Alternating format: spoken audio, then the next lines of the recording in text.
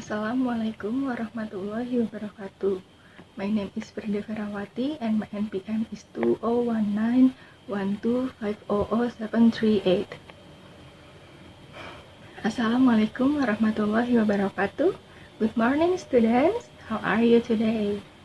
I'm fine too. Thank you for asking me. Okay, so are you ready for study now? Okay, great.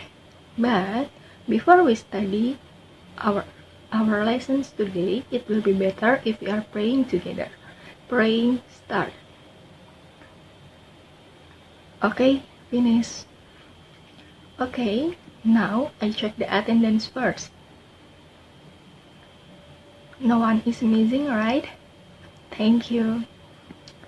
Well, today we are going to discuss about figurative learning at English speaking and reading.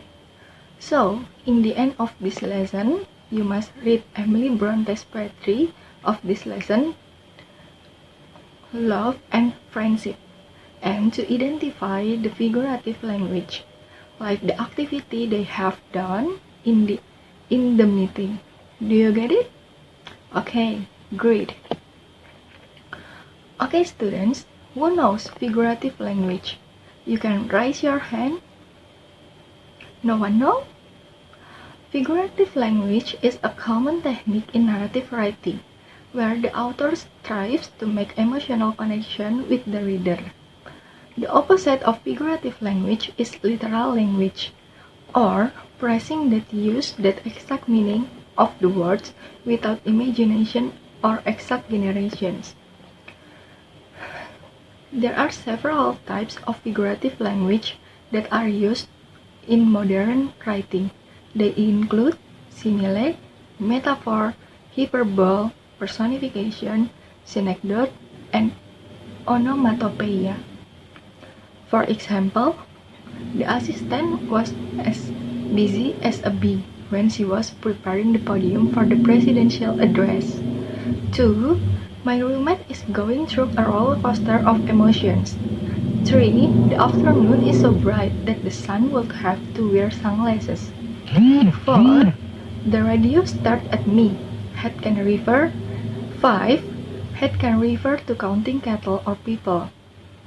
6. The fireplace heater hissed and cracked. And what is figurative language in poetry? Most generally, figurative language refers to language that is not literal. It suggests a comparison to something else, so that one thing is seen in terms for another.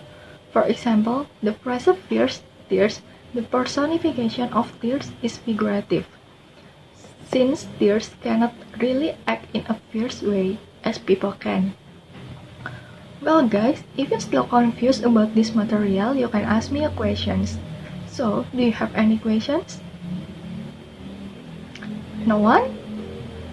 Okay, I think you are understand well, and now I will explain about the summary of this lesson. Listen it carefully. Figurative language is phrasing that goes beyond the literal meaning of words to get a message or point across. This definition dates back to the mid-19th century and comes from the Old French word figurative, meaning metaphorical. The primary reason that writers use figurative language is to stimulate a reader's imaginations. They are asked to think beyond what they immediately see or feel and make deeper, more meaningful, and something surprising connections. It is not used to convey something literal, but something emotional or conceptual. This kind of language can often get to the root of meaning and tap into something universal to all readers. It is especially important when a topic is complex or abstract. Guys, do you enjoy these lessons today? Okay, great. This is for today's discussion. Hopefully you can learn more about figurative language at English speaking and reading. For the assignment or homework, the teacher asked students to read Emily Bronte's poetry of love and friendship and to identify the figurative language, like the activity you'd have done in the meeting. Do you understand? Okay, good. I think enough for today. Before we end this lesson, let's pray together. Praying start. Okay, finish. Thank you so much for your nice attention. See you next meeting. Wassalamualaikum warahmatullahi wabarakatuh.